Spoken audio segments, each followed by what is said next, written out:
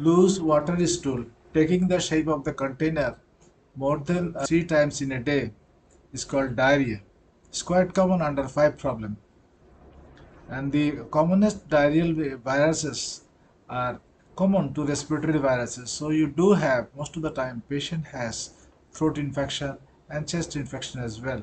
So thereby, how do they present? They present with the throat and chest infection, and you have a little bit of cough, all this and that. Then finally you start purging, and then begins with the vomiting something at times, and you have now 3 to 7 days loose motion. Mother says it is different because the CD stool, as you see in the breastfed baby, they are not the diarrheal stool. Diarrheal stool is watery, takes the shape of the container. So, viral diarrhea common. It lasts for 3 to 7 days. In 10% cases, it lasts more than 2 weeks. Persistent diarrhea. So thereby, how do you treat?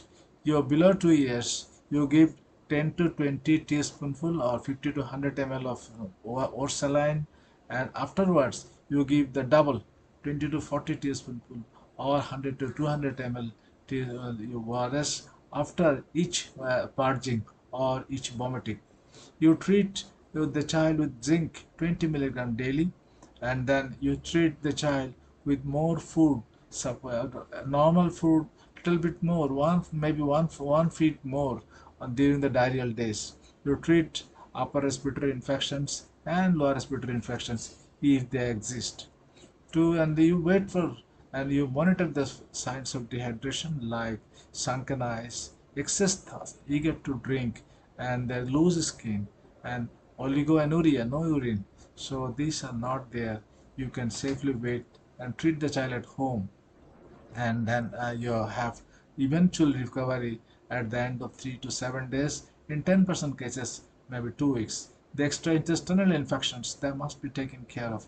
Otherwise, you won't have relief of the diarrheal symptoms. See, at the end of everything, you have happy journey, the children recovering well without any fatality.